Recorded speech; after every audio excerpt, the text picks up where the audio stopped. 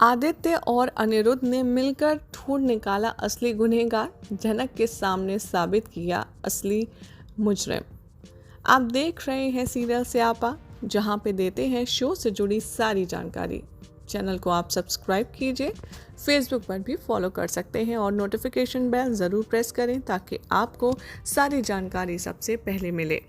TV serial झनक के आने वाले एपिसोड में आप देखेंगे कि सारी बातें होंगी। यहाँ पर झनक अपने आप को गुस्से में भला बुरा बताएगी, अपने आप को घटिया खराब कैरेक्टर और बहुत ही ज़्यादा परेशानी भरी चीज़ें कहेगी और न जाने क्या क्या, जिसे देख कर के अनिरुद्ध ही नहीं बल्कि आदित्य को भी बहुत ज़्यादा बुरा लगने वाला है।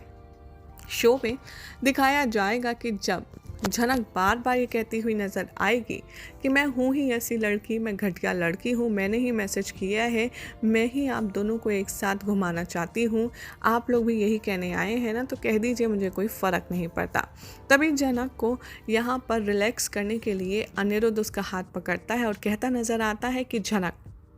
मैं अच्छे से जानता हूँ ना तुम ऐसी हो और ना तुमने ऐसा कुछ किया है। रही बात असली मुजरिम की, तो वो हम निकाल लेंगे बहुत आसानी से कि आखिर कौन है वो शख्स जिसने तुम्हारा फ़ोन यूज़ करके आदित्य को ये सब मैसेज किए हैं। आदित्य भी यहाँ अनिरुद्ध की बात सुनकर के कहता है कि हाँ, अनी बिल्कुल ठीक कह रहा है, क्योंकि मैं भी तुम्हारे साथ इतने दिन रहा हूँ, इतना तो मैं अच्छे से समझ चुका हूँ कि तुम मुझे वहाँ रहते हुए इतने मैसेजेस नहीं करती थी, तो इतनी दूर से तुम मुझे इतने सारे मैसेज कैसे कर सकती हो। जैसे ही मैंने तुम्हारे सारे मैसेज देखे, मैंने तुरंत अनिरुद्ध को फॉरवर्ड किया। अनिरुद्ध रिवील करता है कि मुझे शुरू से पता था कि तुमने कुछ नहीं किया है, इसीलिए मैंने सिर्फ घर वालों को विश्वास दिलाने के लिए तुमसे थोड़ा बहुत रफली बात करी, वरना हम अच्छे से जानते हैं कि ये सब में तुम्हारा कोई हाथ नहीं। यहाँ पर अनिरुद्ध और जो आदित्य है वो दोनों ही सोचते हैं, लेकिन सवाल ये है कि वो कौन शख्स हो सकता है जिसने ये सब किया है झनक के खिलाफ प्लान। तभी अनिरुद्ध दिमाग पर जोर डालता है और वो कहता है कि तुम्हें याद है, हम एक बार बात कर रहे थे रूम में और बार बार हमें बिपाशा भाभी बुलाने आ रही थी, तो क्या ऐसा हो सकता है कि इस पूरी प्लानिंग में वो भी साथ हो, क्योंकि जहाँ पर बिपाशा का नाम आता है वहाँ पर अर्शी का नाम अपने आप चला आता है।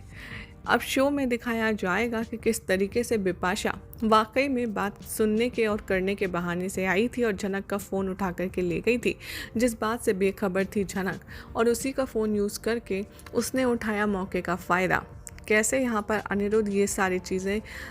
एक्सपोज करेगा, कैसे प्रूफ करेगा कि जो कुछ हुआ है उसमें झनक का नहीं बल्कि अर्शी का हाथ है, देखना होगा काफ़ी इंटरेस्टिंग।